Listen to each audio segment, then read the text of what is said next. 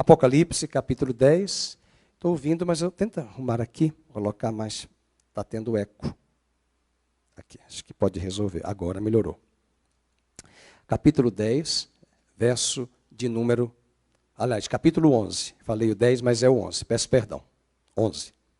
Foi-me dado um caniço semelhante a uma vara. E também me foi dito, dispõe-te, mede o santuário de Deus, o seu altar e os que naquele adoram. Mas deixa de parte o átrio exterior do santuário, e não meças, porque foi ele dado aos gentios. Estes por 42 meses calcarão aos pés a cidade santa. Darei às minhas 2 testemunhas que profetizem por 1260 dias, vestidas de pano de saco. São estas as 2 oliveiras e os 2 candeeiros que se acham em pé diante do Senhor da terra. Se alguém pretende causar-lhes dano, sai fogo da sua boca e devora os inimigos. Sim, se alguém pretender causar-lhes dano, certamente deve morrer. Elas têm autoridade, as testemunhas, para fechar o céu, para que não chova durante os dias em que profetizarem. Tem autoridade sobre as águas para convertê-las em sangue, bem como para ferir a terra com toda sorte de flagelos, tantas vezes quantas quiserem.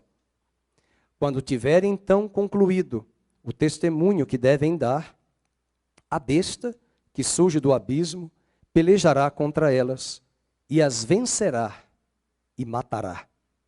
O seu cadáver ficará estirado na praça da grande cidade que espiritualmente se chama Sodoma e Egito, onde também o seu Senhor foi crucificado. Então, muitos dentre os povos, tribos, línguas e nações contemplam os cadáveres das 2 testemunhas por 3 dias e meio e não permitem que esses cadáveres sejam sepultados.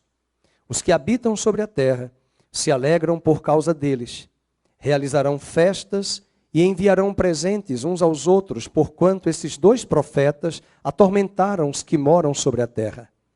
Mas depois dos 3 dias e meio, um espírito de vida, vindo da parte de Deus, neles penetrou, e eles se ergueram sobre os pés, e aqueles que os viram, sobreveio grande medo. E as 2 testemunhas ouviram grande voz vinda do céu, dizendo-lhes, subi para aqui. E subiram ao céu numa nuvem, e os seus inimigos as contemplaram. Naquela hora, houve grande terremoto, e ruiu a 10ª parte da cidade. E morreram nesse terremoto 7.000 pessoas, ao passo que as outras ficaram sobremodo aterrorizadas, e deram glória ao Deus do céu.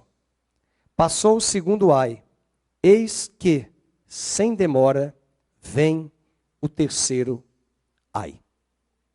Pai querido, nós abrimos o teu livro, muito obrigado por este momento tão especial de proclamação da tua palavra. Oramos para que nesse momento, enquanto estamos de pé, que o Senhor traga um renovo e um revestimento sobre cada um de nós.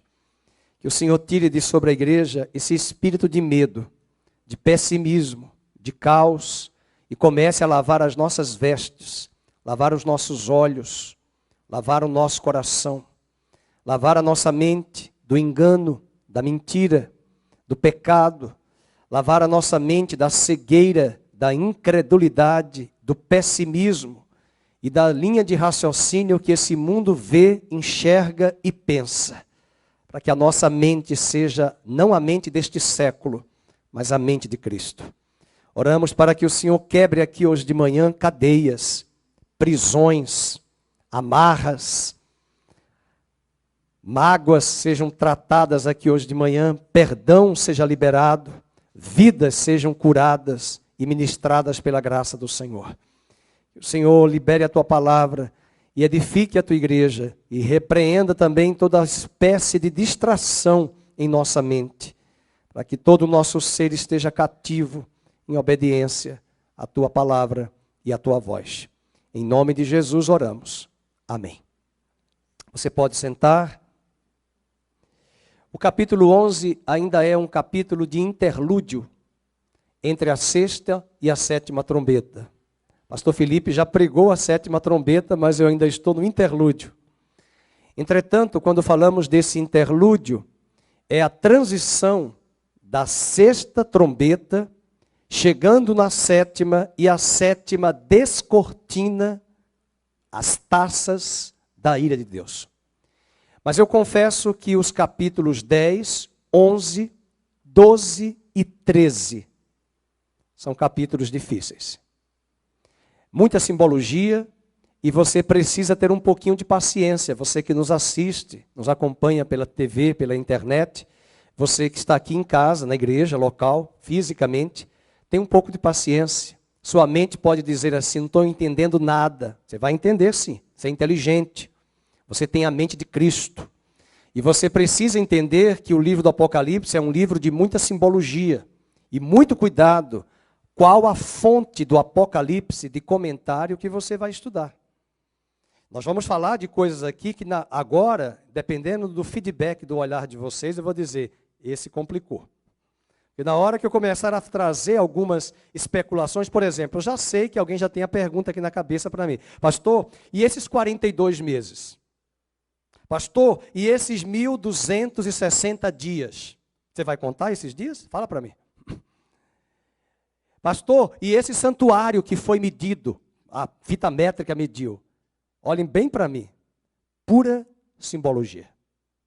Você leu hoje com o pastor Felipe o texto de Ezequiel 43? Você já leu? Você lembra qual foi o texto que foi aberto o culto hoje? Nós temos que lembrar. A partir do capítulo 43 de Ezequiel até o 48, que é o último capítulo, são capítulos difíceis de Ezequiel. Aquele santuário que é restaurado em Ezequiel, os judeus acham, e alguma parte da igreja acha, que aquele santuário é o terceiro templo.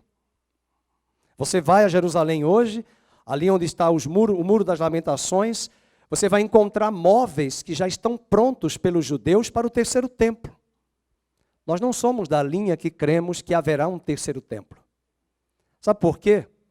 Olha bem para a pessoa que está do seu lado, dá uma olhada geral na igreja, não no prédio, nas pessoas. Vou olhar agora. Olha aqui o templo. Olha o templo. Olha o templo. Diga amém. Olha o templo. Olha o templo. E o melhor, o templo não está no Brasil. O templo não está presente, fixo nos Estados Unidos, na Inglaterra. O templo está em toda a terra. A igreja está na terra. A igreja está nas nações. A igreja é formada de judeus e gentios convertidos. E nós precisamos entender que esse texto do Apocalipse 10 tem uma mensagem muito importante para nós. Uma palavra que nos puxa a nossa orelha, chama a nossa atenção para a nossa missão. Outra pergunta que a irmã Márcia Prego poderá fazer. E as duas testemunhas, pastor? Quem são? É Moisés e Elias? É Elias e Enoque? Quem são as duas testemunhas?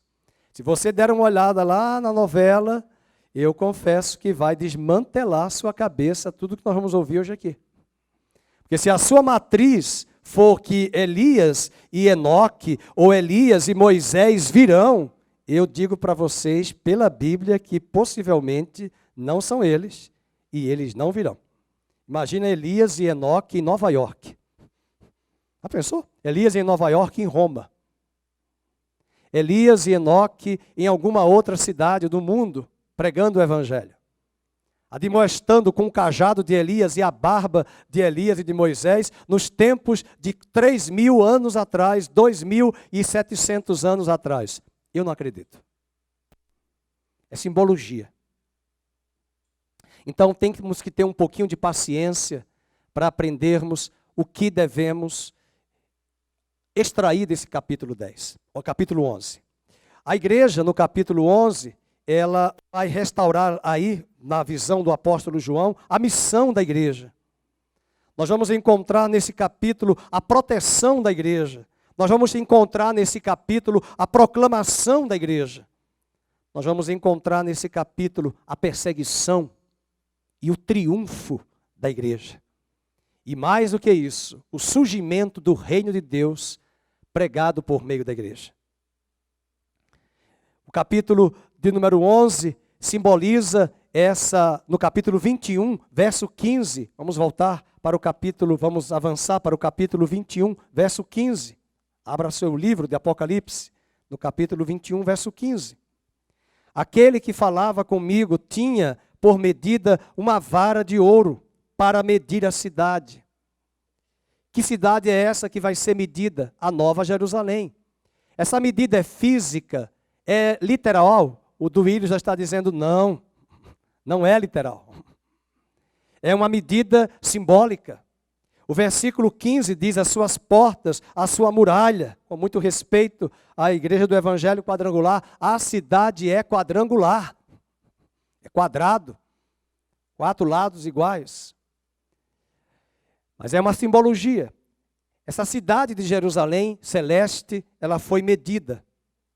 Quando você volta para o capítulo de Ezequiel, e eu vou citar as referências, e a Giovana vai colocar, Ezequiel 40, verso 5, é um texto que fala de medir a cidade. Eu vi um muro exterior que rodeava toda a casa, e na mão do homem uma cana de medir, 6 côvados, cada um dos quais media um côvado e 4 dedos. Ele mediu a largura do edifício, uma cana, e a altura, uma cana. A cana é aquilo que nós chamamos lá no grego cânon, a vara de medir. De onde vem essa palavrinha canonizar? Porque para canonizar alguém no Vaticano, embora é uma visão distorcida, eu preciso mensurar, medir a vida daquela pessoa. E cânon, nessa linguagem, seria para nós uma fita métrica. Mede isso aí. Só que essa medida é muito mais profunda. Ela não é física. Ela não é literal. Deus está trazendo a medida desses dias para separar os santos dos profanos, os ímpios dos crentes, os incrédulos dos crentes em Jesus. A vara já está destinada para as nações, para medir a igreja, para separar quem faz parte da noiva e da cidade santa da Nova Jerusalém. Os eleitos. As crises, as pandemias, os juízos também trarão como demonstração um verdadeiro, vou pedir licença, a palavra emprestada lá da África, do apartheid. Haverá uma separação. Apocalipse diz que haverá uma separação distinta entre os que são sujos, que vão se sujar mais, e os santos, que vão se santificar mais. E quando olhamos para Ezequiel, há mais passagens, por exemplo, Ezequiel 42, verso 20, a Giovana vai colocar 42, verso 20. Mediu pelos 4 lados, havia um muro em redor de 500 canas de comprimento, 500 de largura, para fazer separação, vamos ler em voz alta, entre o santo e o profano. Essa é a linguagem da separação, da medida. Eu meço para separar e distinguir o que é santo, que entrará na cidade santa. E não pense que vai entrar, nós já estamos, já somos a Nova Jerusalém. É uma cidade. E quantos dos seus familiares, amigos e colegas e tantas nações se voltarão para Deus nos últimos dias e farão parte da noiva do Cordeiro e do povo de Deus? São os eleitos. Ezequiel também 22, verso 26. Ezequiel 22, verso 26. Os seus sacerdotes transgridem a minha lei, profanam as minhas coisas santas, entre o santo e o profano. É o que acontece hoje na igreja. Eles não fazem diferença, eles não discernem o imundo do limpo, e dos meus sábados escondem os olhos, e assim eu sou profanado no meio deles. Ezequiel 22 está falando dessa corrupção sacerdotal. E quando olhamos para o livro de Apocalipse, nós vamos encontrar essa medida. Algumas lições que nós vamos aprender aqui como povo de Deus nesse livro do capítulo 11. Alguns quadros e algumas cenas da igreja. O primeiro quadro é que a igreja é representada pelo santuário de Deus. Vamos voltar para Apocalipse 11. Ela é representada pelo santuário. O povo de Deus versus o mundo ímpio. Ezequiel 11, verso 1 e 2. Vamos ler. Foi-me dado um caniço, é uma vara, um cânon, semelhante a uma vara. E também me foi dito, dispõe-te e mede o santuário de Deus, o seu altar e os que naquele adoram. Prestem bem atenção. Os dispensacionalistas olham para esse texto e apontam e afirmam que é o terceiro templo. Que os judeus vão construir um terceiro templo. Mas Jesus disse que o templo seria destruído. E em nenhum lugar do Velho Testamento há uma profecia para a restauração do terceiro templo. Pelo contrário, do segundo. Que Esdras, Zorobabel, Ageu, Zacarias participaram.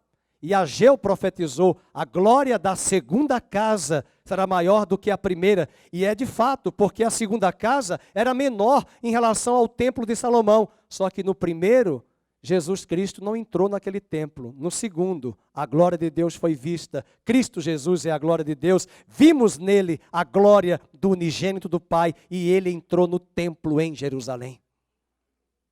Não tem terceiro templo.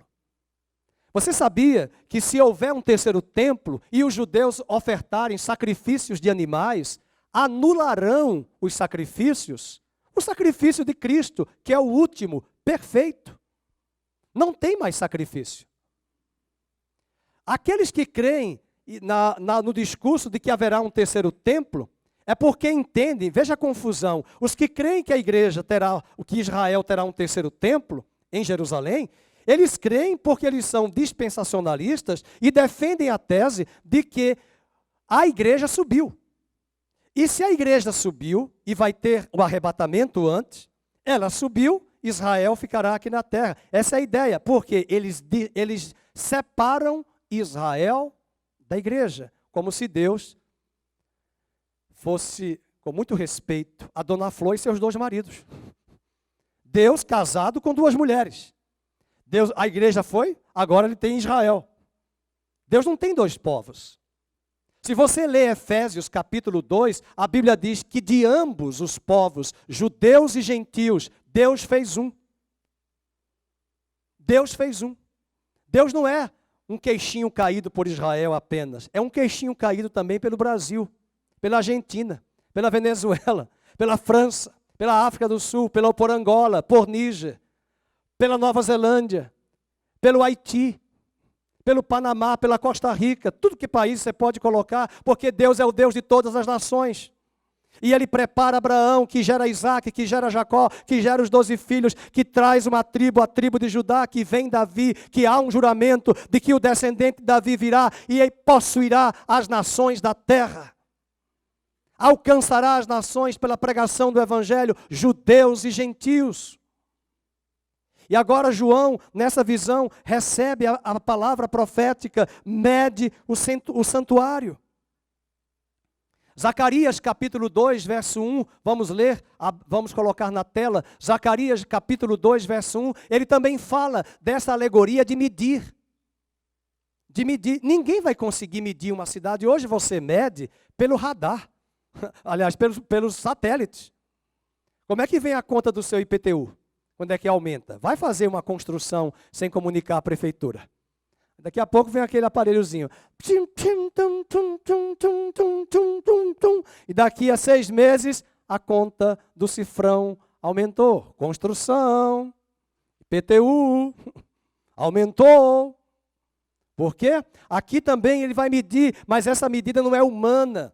Essa medida não é literal, essa medida é simbólica. Zacarias 2:1 diz, tornei a levantar os olhos e vi, e eis um homem que tinha na mão um cordel de medir. E essa vara de medir que Zacarias está falando, é porque esses judeus aí dessa época estão voltando de Babilônia, reconstruindo o templo, só que o sacerdócio estava corrompido. Só que muitos judeus estavam sem compromissos com Deus. Sem compromisso com Deus. Muitos estavam em Jerusalém, mas o coração não estava. Muitos vieram de Babilônia para Jerusalém, mas o coração estava em Babilônia.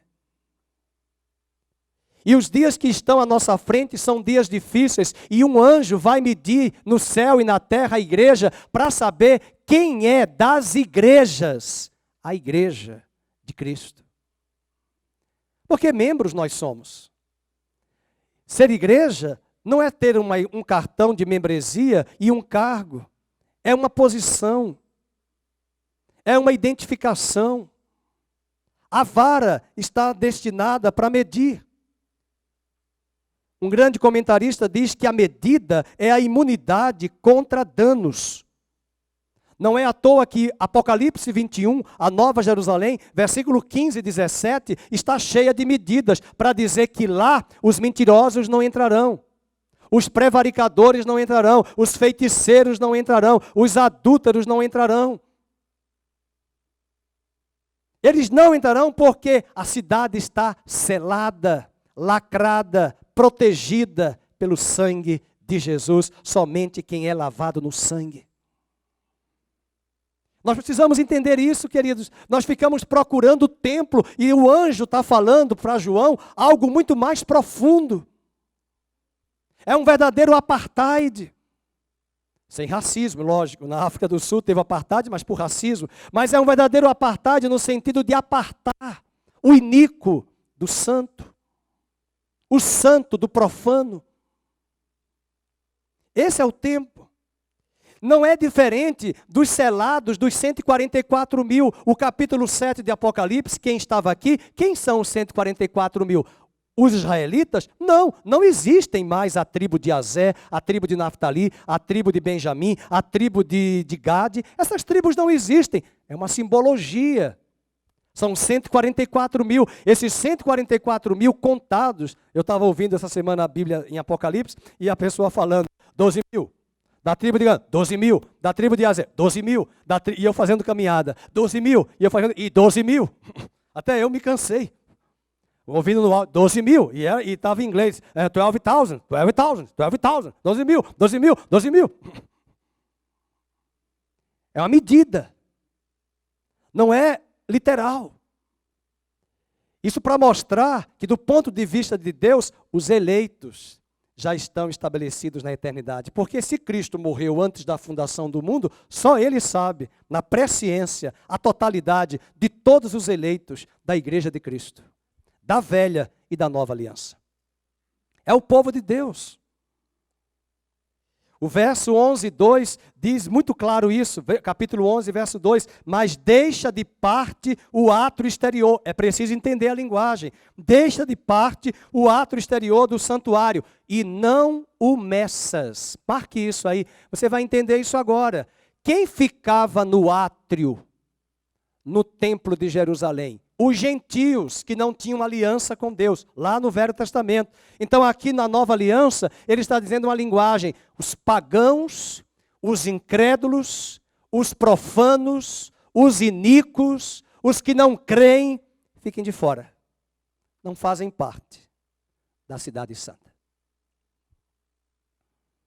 Você que está nos assistindo, não distorça as palavras. Eu, como disse Paulo, era o pior de todos os pecadores. E agora, eu e você fazemos parte dos eleitos. Deus nos alcançou. Então, quando nós falamos desses eleitos, desses santificados, às vezes nós estamos pensando apenas nos que estão presentes na igreja hoje. Mas Deus sabe quem são os eleitos. O ladrão na cruz não se batizou, não fez parte de uma igreja porque ele morreu. Mas ele fazia parte dos eleitos. Estevão mal começou o ministério, já foi morto apedrejado, primeiro mártir, nem conseguiu se integrar totalmente à igreja. Morreu, fazia parte dos eleitos. Paulo se converte, Ananias vai lá batizá-lo, a igreja de Jerusalém não gostava muito não, tinha medo dele, é um louco, é um terrorista, ele vai matar os cristãos. Mas Ananias ouviu de Deus a palavra, vai, porque ele será um vaso útil para mim, para alcançar os gentios. Faz parte dos eleitos. E a igreja tentando excluir Paulo. Mede, mede o santuário. Quando ele diz no verso 2, deixa de parte o átrio exterior do santuário, não meças. Por quê? Ele explica, porque ele foi dado aos gentios. Então você coloca aí gentios, uma palavra sinônima nessa pregação, nessa reflexão de Apocalipse, dos pagãos, dos incrédulos, dos ímpios. E vamos aqui quebrar a crista para que ninguém fique se vangloriando de ser judeu, porque Abraão, antes de ser o pai da fé e da circuncisão, Paulo diz aos Gálatas, ele era pagão e incircunciso, que se tornou pai dos circuncisos e dos incircuncisos que crerão em Jesus. Então Paulo depois baixa a crista para os judeus, dizendo, por que você se vangloria, judeu, em relação aos gentios? Teu pai era pagão, Abraão. Então esse medir aí fala dessa verdadeira linha. E é por isso que ele fala no verso 2, vamos ler. Estes por 42 meses calcarão aos pés a cidade santa. E aí, alguns irmãos já colocaram aí as pupilas dilatadas para o pastor Fernando para perguntar, e esses 42 meses? Faz a conta. 12 com 12, 24. 24 com 12, 36. 36 com mais 6, 42. 3 anos e meio. Ah, é a grande tribulação. Será? Os 42 meses é um sinal de simbologia. Não é literal. É o tempo em que a cidade santa, o povo de Deus, será oprimido. E os argumentos são muito importantes para você anotar aí os argumentos. Primeiro, no Novo Testamento, a igreja é o santuário. Não tem templo. De judeus que vão ficar com 42 meses esse templo e o anticristo vai abrir o caminho. Existe uma linha que traz esse discurso de que a igreja sobe, aí o anticristo aparece, faz um pacto com Israel, engana Israel, aí Israel fica 3 anos e meio aqui na terra com o templo, aí depois o anticristo se levanta contra Israel, vai mostrar suas unhas e perseguir os judeus, mas antes fez aliança. Essa é uma linha que alguém ensina. Será que essa linha procede? Creio eu que não. É por isso que eu falei que quando nós estudamos Apocalipse, esses capítulos, que nós estamos trabalhando, dá um nó na cabeça, irmãos, porque tem muita gente aqui de muitos anos de caminhada. Às vezes é mais fácil pegar uma tábula rasa e sedimentar essas verdades do que trazer o estudo para um universo de um grupo que já tem um discurso sedimentado com aquela linha. E pode ser que aquela linha não seja correta. Ok? Precisamos ter equilíbrio. Outro argumento é que o santuário representa as pessoas que oferecem o incenso da oração. Veja, nós acabamos de estudar Apocalipse 8, o incenso são as orações dos santos. Cadê os santos aqui? O pessoal está meio tristezinho, borocochô, mas cadê os santos aqui? Não sei se é mudança de frio, de clima. Irmão, ânimo, tenha ânimo, pelo amor de Deus. Ânimo. A alegria do Senhor é a nossa força, não é do Palmeiras, é do Senhor, é a nossa força. Vamos estudar a palavra, essa é a época mais difícil, mas é a época da oportunidade de agarrar o reino de Deus, de tomar o reino de Deus à força, de comer a palavra. Domingo nós falamos comer o rolo, aprender a palavra, para que quando os dias piores chegarem, nós vamos nos sobressair por causa da graça de Deus em nossa vida. Estar na igreja não é garantia. Você está no prédio, nós podemos estar no prédio e não ser igreja. Esse é o problema. Nós estamos dizendo que somos igreja e a pandemia está nos distanciando, porque as pessoas estão com medo de tudo. Acho que o pastor tem vírus, e bactéria. Porque elas vão às praias, elas vão aos shoppings, elas vão aos bancos, elas vão aos trabalhos, mas a igreja não. Fique tranquilo que no final do culto eu fico de máscara, tá bom? E não toco, eu dou um cumprimento nipônico. Ok. Japonês. Tem problema. Agora, eu estou preocupado que nessa pandemia, muitos não se alimentam durante a semana, não leem a Bíblia, não estudam, não têm comunhão, e o esfriamento vai chegando. E também não basta só estar aqui batendo continência com o pastor. Também não basta. É preciso sair de casa com a motivação, eu quero aprender. Eu quero conhecer os mistérios, eu quero conhecer os tesouros do Evangelho, eu quero conhecer a sabedoria de Deus. Eu quero conhecer os desígnios de Deus, eu quero me levantar para preparar os meus netos, os meus filhos, para essa geração perversa que está vindo aí. Eu quero me levantar para essa geração que está mudando os valores abruptamente. E se lá houve uma grande perseguição física, literal, nós estamos enfrentando uma perseguição ideológica no Brasil e no mundo inteiro. Os valores estão alterados e se nós não nos posicionarmos e ficarmos num relativismo em cima do muro, a vara de medir vai levar muitos desses crentes para o outro lado. Porque não tem base, não tem conhecimento de chão da igreja, de caminhada da história da igreja. Acham que igreja é domingo, está aqui, aleluia, glória a Deus, amém, Deus abençoou, comprei carro, minha casa. Não, isso não é evangelho. Isso é a cereja do bolo. Se ele quiser colocar cereja, porque tem bolo que tem cereja e tem gente que não gosta de cereja. Eu sou um deles. Ponha morango, menos cereja. Pega o bolo lá da irmã Zezé de morango. Então veja, é a cereja. Tem muita gente que fica na cereja, olha, Deus tem me abençoado, isso é o falso evangelho, isso é o engano. A vara está chegando, irmãos, para medir, não é para bater. O santuário também, terceiro argumento, refere-se aos fiéis, enquanto os que estão no átrio exterior não recebem proteção. Volta lá para o capítulo 11, verso 1. Dispõe-te e mede o santuário de Deus, o seu altar, e os que naquele adoram. Então ele está falando do povo que adora. Quem é esse povo? O povo de Deus. E ele falou do altar, é o altar do incenso. Se você ler o capítulo 8, verso 5, diz que eles estão queimando incenso, mas incenso era no templo, lá no altar. Antes da cortina do Santo dos Santos, tinha um altar de incenso, mas o autor de Hebreus diz que o véu já foi aberto, que o caminho já está totalmente ligado ao trono de Deus, e que eu e você podemos entrar no Santo dos Santos pelo novo e vivo caminho, para queimarmos incenso da oração e da adoração, porque o incenso são as orações dos santos. É uma simbologia.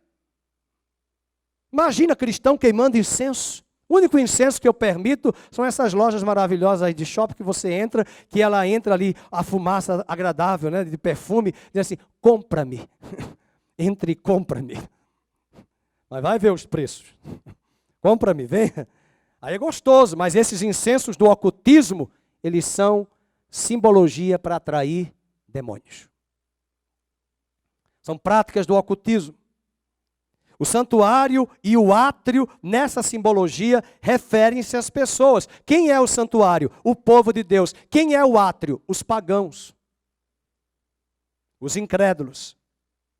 E essa simbologia, você pode estudar em casa. Vou fazer um exercício aí. Anota aí na sua agenda, na sua Bíblia ou no seu smartphone para você ler essa semana. 2 textos para dar um brainstorm na sua cabeça, uma tempestade cerebral. Ezequiel 43 e 47. Leia esses 2 capítulos. Domingo eu faço a pergunta. Vamos ver quem entendeu, quem não entendeu, o que ficou confuso, o que ficou claro. É profundo. Vai nas profundezas das profundidades profundas de Ezequiel 43 e 47. São os capítulos mais difíceis, capítulos 43 a 48 de Ezequiel. É o templo reconstruído. Só que alguns olham para esses textos e dizem que os judeus vão levantar o terceiro templo. Mas o terceiro templo não existe. É a igreja que é o templo de Deus. E é uma simbologia. Não é à toa que lá no capítulo 11 também diz que ele viu a arca da aliança. Capítulo 11, 15. Ele viu a arca, ele viu o altar, no Apocalipse. Aonde estavam esses móveis que ele viu? Na Jerusalém Celestial. Ou seja, Até Moisés, quando fez os móveis do templo, do tabernáculo, ele não fez da cabeça dele. A Bíblia diz que Deus mandou ele fazer conforme o arquétipo, conforme a planta do modelo que ele tinha visto durante os 40 dias e 40 noites no Monte Sinai. E Deus diz a Moisés em Êxodo 25, verso 9, faça tudo conforme te foi mostrado no monte. O que é que ele viu? Vocês acham que ele ficou 40 dias, 40 noites, tomando suco de manga e misto quente e tomando banho de mar? Não, 40 dias, 40 noites, ele viu a planta, ele viu cadê as mulheres? Ele viu as cortinas, as toalhas. Ele viu as madeiras para fazer a cerca do tabernáculo, os móveis, o candelabro, a mesa dos pães, o altar do incenso, o altar do holocausto, a cortina do Santo dos Santos. Ele viu tudo isso do modelo que estava lá. Alô? Alô? Do modelo que estava lá. E agora esse modelo é uma simbologia, é um arquétipo para dizer minha igreja e o povo rebelde, incrédulo, pagão, que não quer se converter e conhecer a mim. Mas Deus os ama e Ele não desiste de se revelar a estas pessoas. Segundo aspecto e modelo aqui que João traz de cenas, né? A primeira cena, anote aí, é o santuário, a igreja é representada pelo santuário. Depois eu falei dos argumentos. Vamos para a segunda cena, essa é fantástica.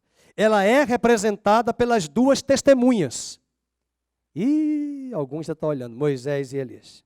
Não, pastor, com certeza é Enoque e Elias, porque eles não morreram, eles foram arrebatados. Vamos estudar a Bíblia? Eles não morreram realmente, foram arrebatados. Mas olhe para mim. Carne e sangue não herdarão o reino dos céus. Vamos dizer isso? Aqui é carne, né? Carne e sangue não herdarão o reino dos céus. Então Elias, apesar de não ter morrido, a carne, o corpo, os ossos, fêmur, úmero, rádio, tudo que você possa imaginar de osso e de esôfago, estômago, não entrou no reino dos céus, porque é um corpo corruptível. Enoque andava com Deus e Deus o trasladou para a eternidade, sim, mas carne e sangue não herdam. O que passou para a eternidade? O Espírito. Foi tão rápido que quando Eliseu viu Elias, ele olha, põe a mão no fogo, na cabeça e fala, meu pai, carruagens de fogo, porque ele viu a velocidade raio-luz. Ó. Tem até uma cena de um filme que eu vi, a pessoa, quando Eliseu olhou, a roupa de Elias assim. Por quê? Porque a carne e o sangue não herdam. Então, Elias e Enoque morreram, mas não são as duas testemunhas. Não morreram, mas não são as duas testemunhas. Outros vão dizer, é Moisés e Elias. Por que Moisés? Porque Moisés entregou a lei, a Torá. Elias é o pai dos profetas. A escola de profetas vem de Elias. Moisés, a palavra escrita. Elias, o Espírito falando. Pois bem, a palavra está perto de ti, na tua boca e no teu coração. E o Espírito de Cristo está em você. E você, e eu, e a igreja seremos as duas testemunhas na terra, proclamando a palavra de Deus. Só que eu já vi a Márcia Prego fazendo perguntas no olhar. Mas tem uma coisinha aqui, pastor. Ela está dando risada ali. Porque a gente se prende, quer ver? Você quer ver a pergunta dela e a sua? Veja aí, versículo 3. Darei as minhas duas testemunhas que profetizam. Aí vem a primeira pergunta da Márcia. Pastor, quem são os 2.260 dias? Vestidos de pano de saco. É simbólico. É numérico. Pano de saco é jejum. Pano de saco é quebrantamento. Quando o judeu ia jejuar, pano de saco. Essa expressão aparece na Bíblia, quer dizer jejum, oração, quebrantamento. Se é simbólico, ele já explica a simbologia. E se você leu Zacarias, estão percebendo que não dá para entender Apocalipse sem entender Ezequiel.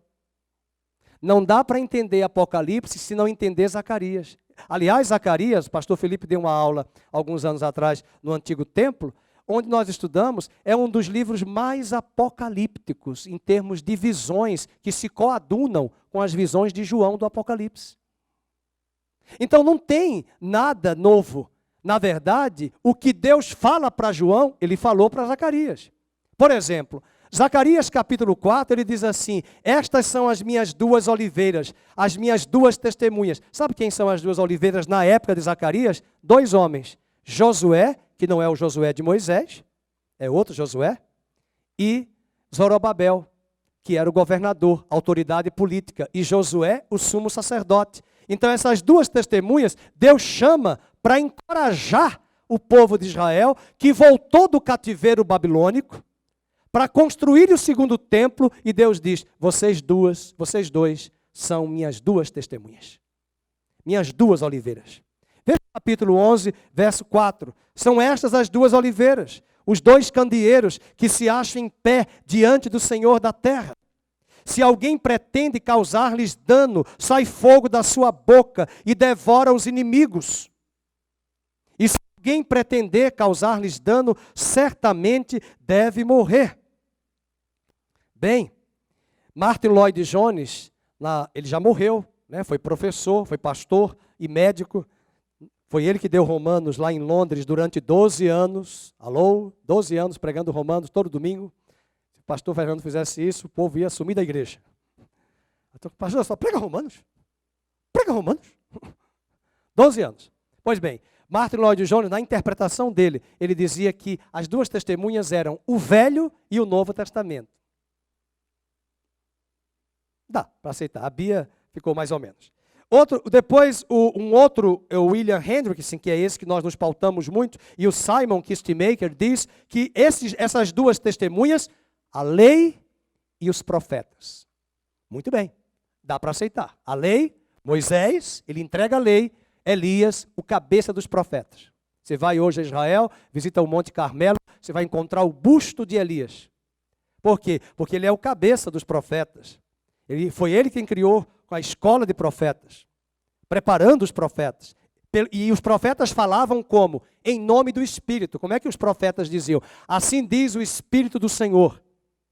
O Espírito do Senhor veio sobre mim e me falou e disse, o Espírito. Mas como é que fala Moisés? A palavra escrita. Essas duas testemunhas estão presentes na igreja. Há uma ala da igreja de hoje que só quer ser uma igreja cheia do conhecimento teológico. Mas não adianta ter só esse conhecimento aqui, se não tiver um coração fervoroso. Oração. Deixa eu ver o amém da igreja. Oração. Adoração. Quebrantamento. Não adianta só encher a cabeça de conhecimento teológico. Mas também não adianta ficar só na revelação da Kodak. Revelação, revelação, revelação. O Espírito me falou, o Espírito me disse, o Espírito me disse. O que é que o Espírito disse, minha irmã? Às vezes falou coisa que não tem nada a ver com as Escrituras. Então há uma área da igreja oca, inchada, cheia do Espírito de revelação, que não é de Deus, muitas vezes, muita invencionice, e oca das Escrituras Sagradas. E essas duas testemunhas estão presentes no povo de Deus do Velho Testamento e na igreja. Mas nós temos mais simbologia aqui que a Márcia Prego tem dúvida. Brincadeira, viu, Márcia? Está usando seu nome. Se alguém pretende causar-lhes dano, sai do fogo da sua boca e devora os inimigos.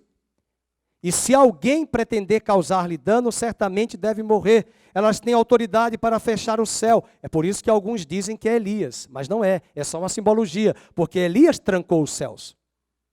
Depois, verso 6, para que não chova durante os dias que profetizarem, tem autoridade também sobre as águas para convertê-las em sangue. Por isso que alguns afirmam que é Moisés, porque ele transforma a água do rio Nilo em sangue. E aí alguns dizem é Moisés e Elias, mas é uma simbologia. Agora olhe para mim, por favor, você que nos assiste. Que tal um dia nós cantarmos aí o hino do cantor cristão? Todo poder o Pai me deu, assim na terra como no céu, e depois anunciar o Evangelho, e sempre eu estou convosco. Por que você cantou aí todo poder o Pai me deu? É o poder do Rimé? Eu tenho a força pelos poderes de Grayskull, misericórdia. Que ali é pelos poderes da caveira. Pelo amor de Deus, diga isso não. Pelos poderes de Grayskull. Não. É pelo poder de Deus. Ontem eu mostrei para a minha esposa no Instagram uma criança de 7 anos possessa de demônios e o pastor da Assembleia foi expulsar o demônio e eu vi a criança possessa. Passa lá no Instagram, é até uma coisa que não poderia fazer, porque pelo ECA, Estatuto da Criança e Adolescente, a imagem não pode ser divulgada. E eles colocaram ali a imagem da criança, eu falei, alguém vai reclamar, mas eu peguei a imagem, já baixei, já encaminhei para algumas pessoas, e o demônio fala, e alguém teve que segurar a criança de 7 anos por causa de um joguinho de celular. E quando ela comprou lá, vai comprando lá, eu esqueci até o nome, foi comprando aquele serviço, diamante, que chegou na categoria de diamante, a criança tem que fazer um pacto com Satanás. Aí ela faz e o demônio entrou. 7 anos, ainda na tenra infância, inocência, jogo eletrônico, pacto com Satanás. E a mente entra. E ele precisava de ver a força que a criança e o homem ali segurando. E ela falando. E depois eu me lembrei do ECA, que não pode, né? Mas a pessoa colocou, talvez ingenuamente, até alguém mandar tirar. O inimigo falando através dela, não era a voz dela, era uma voz bem grossa. O que é isso, queridos? Aliança. E aonde está a igreja com poder e autoridade para dizer, sai dela? Repreendo agora no nome de Jesus. Essa autoridade está em você, minha irmã. Está em você, meu irmão. Todo poder nos foi dado no céu e na terra. Repreenda agora esse espírito de desânimo, de opressão e de covardia e de timidez, porque os covardes não herdarão o reino dos céus. E exerça a autoridade de Deus na sua vida. Prega o evangelho. Avance. As 2 testemunhas estão aqui hoje na igreja, no meio do povo de Deus, da velha aliança, da nova aliança, fazendo a obra.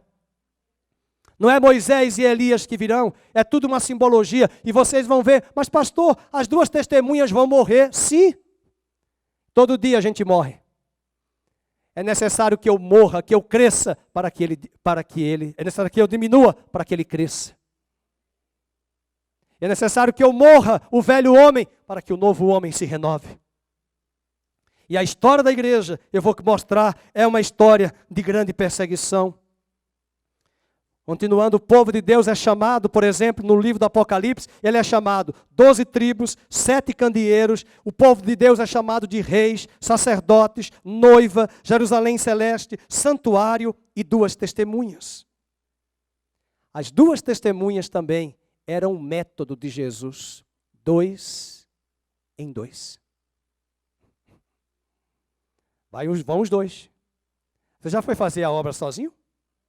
Já ficou lá, eu já fiquei no meio de uma pessoa endemoniada, e agora? Se eu grito e expulso, e o demônio vem com toda a força contra mim, eu já voei. Esse magrelo todo, fui pegar uma jovem para expulsar o demônio, eu não sabia que ela estava possuída, possessa.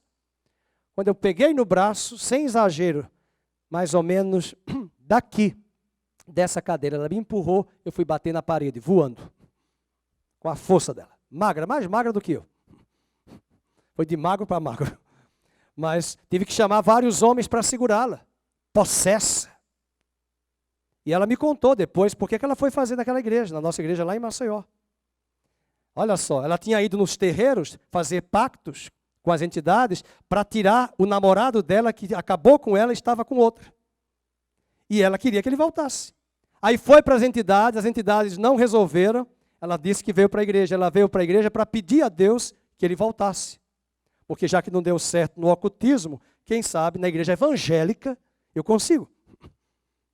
Porque tem essa áurea mística, né? Vamos lá, é um trabalho. Aí eu dou o dinheiro para Deus, aí Deus tem a obrigação de me dar o namorado que eu quero. Porque eu não vim buscar Deus, eu vim buscar o namorado, o gato que eu quero, que vai virar leopardo e onça.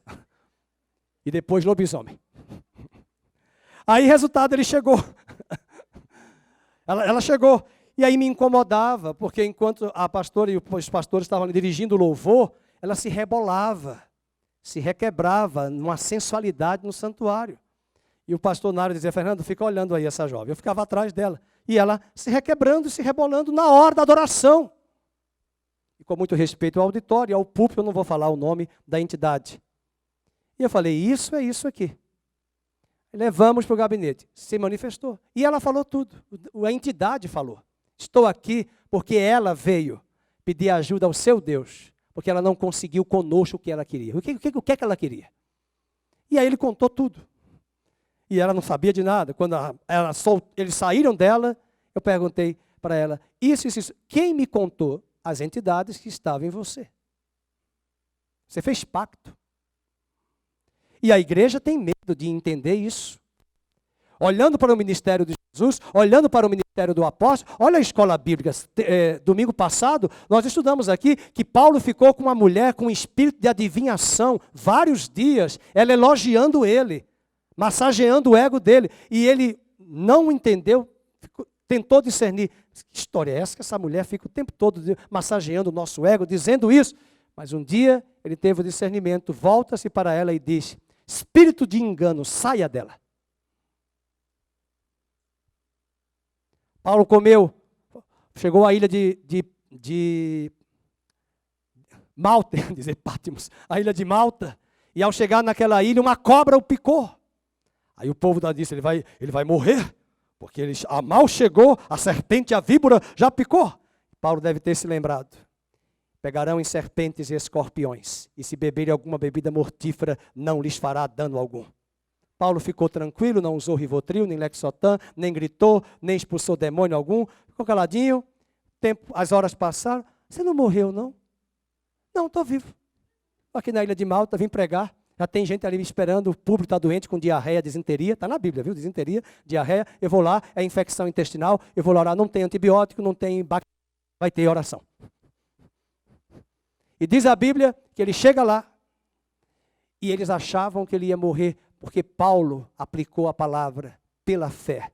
Beberão bebida mortífera, não lhes causará dano algum. Sabe o que é isso? Ele exercitou a autoridade que ele tinha das duas testemunhas, a palavra e o Espírito em nós, sobre nós e por nós. Essa autoridade está em você. As duas oliveiras, você vai ler aí, Zacarias capítulo 4, verso 1 a 7, são Josué e Zorobabel. Elias orou e o céu fechou-se. Moisés recebeu autoridade para converter a água em sangue. E Paulo diz em 2 Coríntios 2,16, que nós somos o perfume de vida para a vida e aroma de morte para a morte. E algumas lições que nós aprendemos aqui, 5 verdades. Então eu usei 2 cenas. A igreja é um santuário, a igreja é a testemunha de Deus. Você é testemunha. Que lições nós aprendemos aqui dessas 2 testemunhas e dessa igreja como um santuário? Primeira, a igreja será indestrutível até cumprir cabalmente a sua missão. Veja o capítulo 11, verso 7. Quando tiverem então concluído o testemunho que devem dar, a besta que surge do abismo pelejará contra elas e as vencerá e matará.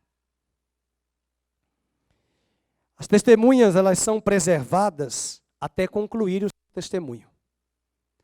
Por isso que é bom frequentar a escola bíblica. Quando você estuda a palavra, você, quando enfrentar tragédias na sua vida, você não vai ficar afastado de Deus por causa das tragédias. Sabe por que muita gente faz isso? Porque não conhece a palavra. Por exemplo, eu não sei qual era a idade de Estevão quando ele morreu, mas ele era jovem, novo. Coitadinho, acabou de sair do seminário, começou o ministério dele. Está pregando. Ele dá o melhor sermão, depois de Atos 17, eu acho o sermão dele o mais amplo. É o maior capítulo de Atos, Atos 7. Ele dá uma aula de Velho Testamento. Terminou de pregar, pedras em cima dele. Ele morre. Aí alguém, muito questionador, vai dizer, viu, onde é que está Deus? O cara dá um sermão desse maravilhoso. 29 anos de idade, estou inventando aqui, 29 anos. O que adiantou? Ah, é? Por favor, abra a sua mente. Sabe por quê? Leia o livro de Atos. Todas as vezes que Paulo vai se referir à conversão dele, ele faz questão de dizer que ele consentiu na morte de Estevão E aquela morte que ele consentiu, daquele homem que pregou tão bem, uma aula de Velho Testamento que Paulo conhecia, atormentou a cabeça de Paulo. E ele diz ao rei Agripa, no seu discurso lá em Atos 26, que Deus falou com ele: Saulo, Saulo, dura coisa é lutar contra os aguilhões da tua própria consciência, por ter você matado, em nome da tua religião, o meu servo. Os anos passaram, mas Estevão, com a sua morte, ainda está colhendo frutos para Deus. A morte de uma família, de alguém da sua família, pode ser um elemento para levantar muita gente para Cristo. Uma morte trágica, um acidente, uma tragédia, um caos, não é hora de você que é crente questionar Deus. É verdade que alguns se programam para morrer mesmo. Ontem mesmo eu vi um homem que estava lavando o carro, coitado, às 6 horas da manhã, e veio um que veio da festa de funk, bêbado, e leva o homem e mata o homem num acidente de carro. E ainda tentou fugir. A pergunta que muitos farão: aonde está Deus? Eu também perguntava, né, não vou falar aqui minha opinião, que também ninguém deve lavar carro dessa forma numa rua, ainda mais numa cidade de São Paulo.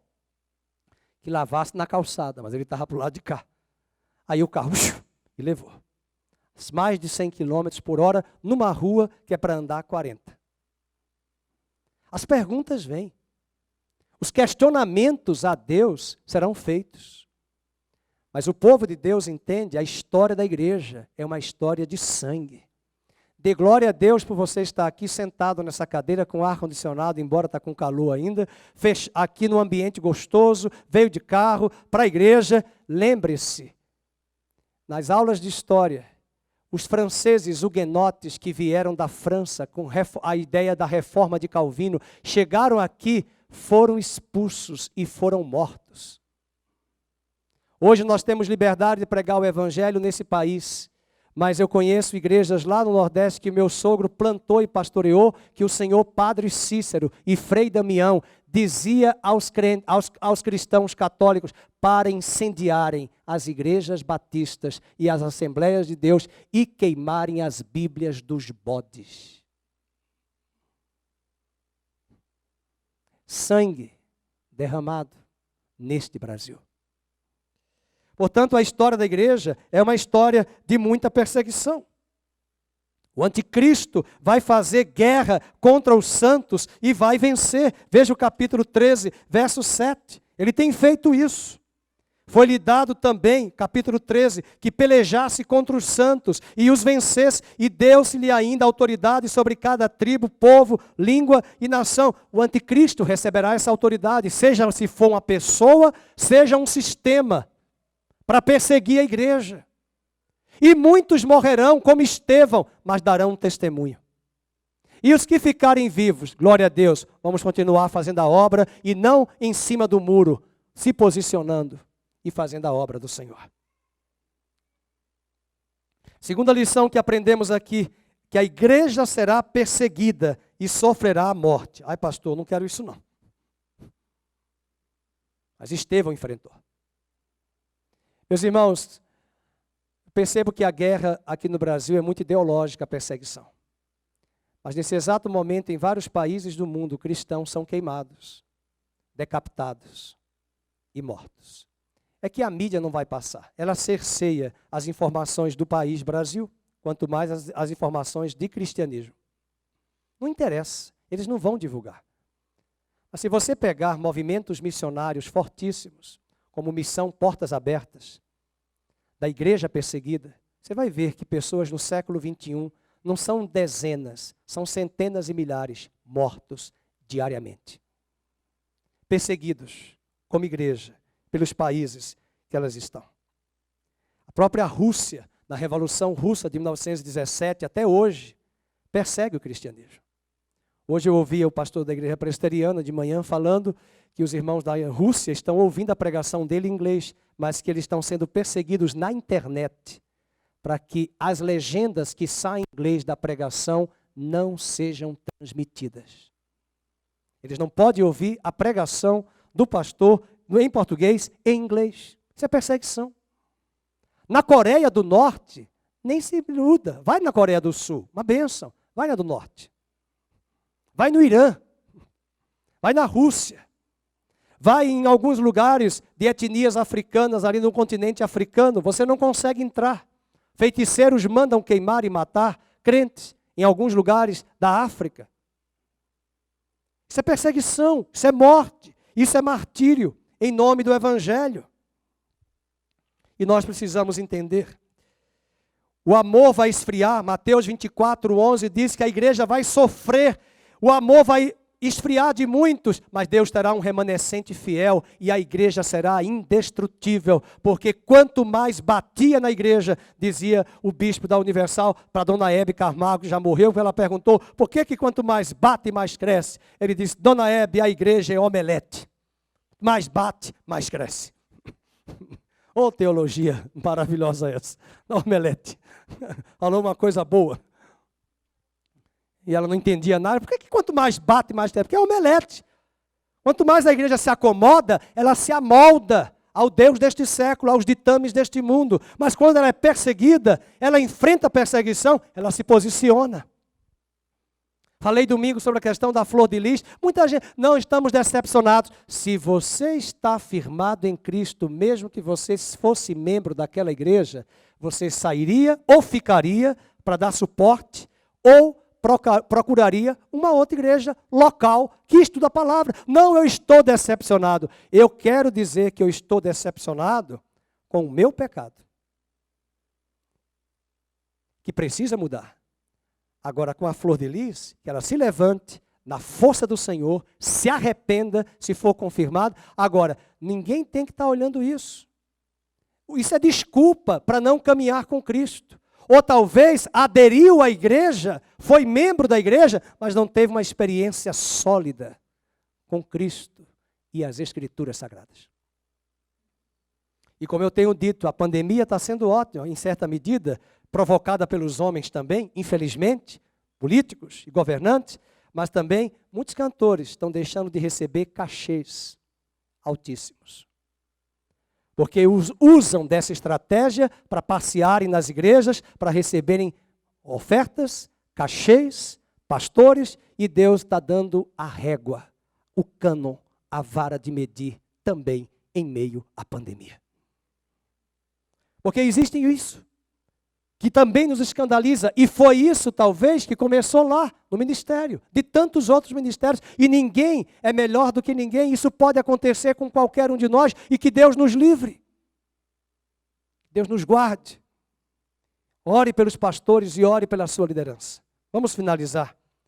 Terceira lição que aprendemos é que a vitória do mundo sobre a igreja será passageira e infundada. Aleluia. Capítulo 11, verso 8 diz, agora uma pergunta forte, e o seu cadáver das duas testemunhas ficará estirado na praça da grande cidade, que espiritualmente se chama Sodoma. É uma figura de linguagem.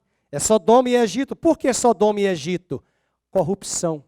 Quem vai matar a igreja? Sodoma, Egito e Babilônia. Quem é que mata as duas testemunhas? Vamos? Sodoma, Egito e Babilônia. Por que esse vídeo que a gente não conseguiu assistir de Efésios não é bonito? Roma, Babilônia. Quem foi que matou os cristãos lá em Roma? O Império Romano. Os povos. Nero. Os imperadores. Que perderam recursos dos impostos que os romanos pagavam e eles se convertiam e foi atacando as receitas de Roma, diminuindo os cofres de arrecadação das ofertas da religião romana, dos deuses. Aí eles matam e acharam que conseguiram. Voltaire dizia, um grande iluminista francês, que chegaria um dia que o cristianismo seria um saco de fezes. Ele tinha um horror à igreja. Ele morreu. E a casa onde ele nasceu, hoje é a sede internacional de produção de Bíblias para o mundo inteiro. Quem ri por último, ri melhor. De saco de fezes passou o setor de impressão de Bíblias para todo o planeta Terra. Aleluia! E Voltaire, quando chegou na eternidade, deve ter feito: ops, me enganei. Agora é tarde. Não ouviu o evangelho e perseguiu o evangelho. Mas uma pergunta que a Márcia Prego vai fazer, e outros irmãos: se as duas testemunhas morreram em Sodoma e no Egito, por que elas vão ressuscitar 3 dias e meio depois? Olha que linda. Porque o Espírito de Deus que está em mim e em você é o Espírito de Cristo, que ressuscitou 3 dias depois. E esse mesmo Espírito levanta a igreja das cinzas, arruinada, aparentemente derrotada, mas indestrutível, fortalecida, imbatível, invencível. E eles venceram pelo sangue do Cordeiro e pela palavra do seu testemunho. Veja o capítulo 11 de Apocalipse, verso 8, seu cadáver. E diz aonde também o seu Senhor foi crucificado. Ele já dá o paralelo, no mesmo lugar onde o seu Senhor foi crucificado. Primeiro que ele não foi crucificado em Sodoma e nem no Egito, foi em Jerusalém, mas é uma alegoria. E ele diz no verso 9, então muitos dentre os povos, tribos, línguas, nações, contemplam os cadáveres das duas testemunhas por 3 dias e meio. 3 dias e meio, verso 9. E não permitem que esses cadáveres sejam sepultados, ou seja, fazendo escárnio. Essa cidade é o mundo hostil à igreja e a Deus. Tenha muito cuidado com o que você escreve na rede social. Eles estão ligados para pegar uma brecha e nos atacar. O que você fala. E hoje dá processo se houver o tom de preconceito, difamação, na internet, que você use até elemento religioso. Em 1572, na França, ocorreu a grande noite chamada Noite de São Bartolomeu. Os católicos mataram 70.000 huguenotes, que eram franceses do sul da França, que se converteram à teologia reformada, de Calvino, de Lutero, de Savonarola, que começaram a ler as Escrituras e eles foram mortos, e a rainha Catarina de Médici, não é a nossa Catarina aqui, a rainha Catarina de Médici, sobre o aplauso do Papa da época, anuíram ambos a morte dos 70.000. Há quadros célebres pintados, da pintura, não célebre da morte, mas da pintura, da arte, retratando a noite de São Bartolomeu, quando mais de 70.000 franceses huguenotes, que eram reformados, foram mortos, sob o aplauso da cúpula da igreja. A Revolução de 1789 na França, muitos protestantes foram mortos. E o mais ainda, a Revolução Comunista de 1917 trouxe milhões de mortos na Rússia e nas antigas repúblicas soviéticas que hoje estão separadas. O capítulo 11, verso 10, fala dos santos. Os que habitam sobre a terra se alegram por causa deles. E essa é a história da igreja. Eles se alegram com a derrota aparente da igreja. Mas eu quero dizer que Jesus morreu e no domingo ele ressuscitou. E o versículo 11 diz, mas depois dos 3 dias e meio, um espírito de vida vindo da parte de Deus, neles penetrou, diga neles penetrou, e que o espírito de vida venha nesta manhã sobre a igreja brasileira, sobre a igreja Nova Vida, sobre a igreja em Campinas, e remova essa atmosfera de luto, essa atmosfera de pessimismo, de caos, essa atmosfera de opressão e de angústia, e que levante a igreja gloriosa, apaixonada por Ele, ousada em pregar o Evangelho. A igreja tem que se levantar, meus irmãos. Você tem que se levantar, fazer a sua parte onde você está, voltar a congregar, mesmo o grupo de risco que está nos assistindo aí em casa não pode vir, mas você aí da sua casa, se levante como coluna, como intercessora. Estamos aqui, como no caso de Esther e Mardoqueu, a Esther no palácio, Mardoqueu fora do palácio, e Mardoqueu disse, se você não fizer alguma coisa, socorro virá de outra parte. Nós estamos em risco.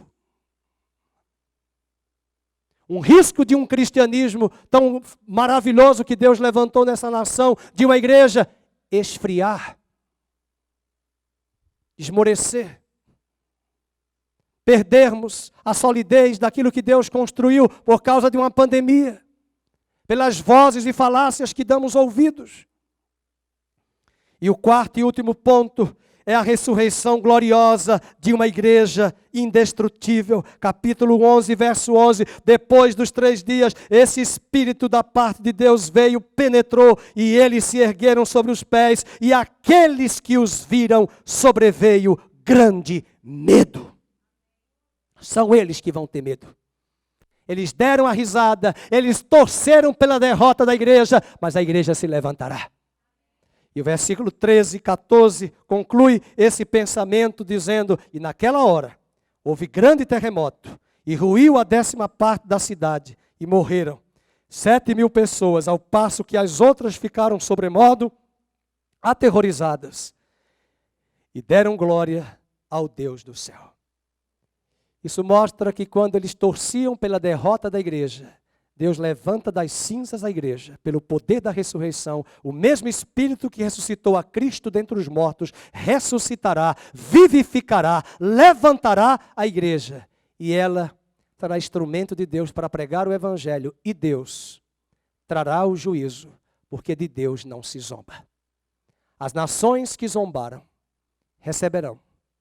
Inclusive nós temos sofrido isso no Brasil, o juízo de Deus. Versículo 14 fala isso, e eu trouxe aqui um pensamento: o mundo está maduro para o juízo, porque apesar da sua impenitência, ainda rejeita o testemunho da igreja, e ainda perseguiu e matou os fiéis. O verso de número 7 também mostra essa linha: e quando tiverem concluído o testemunho que devem dar, a besta que surge do abismo pelejará contra as 2 testemunhas, as vencerá e matará. Eles achavam que tinham matado a boca de Deus. Mas das cinzas, Deus pode soprar hoje, nesse Brasil, nesse bairro, na sua vida e na sua casa. Estou vendo que alguns já estão dormindo e cansados. Espero que espero que você durma nas novelas, que você não deveria nem assistir, só se for de uma outra emissora. Eu espero que você não durma, que você se levante e vigie, porque essa palavra, ela vem para chacoalhar e nos levantar como as testemunhas e o santuário de Deus aqui nesta terra. E quero concluir esse culto adorando com você, voz do que clama em meio ao deserto: preparai o caminho do Senhor. Ide, fazei discípulos de todas as nações.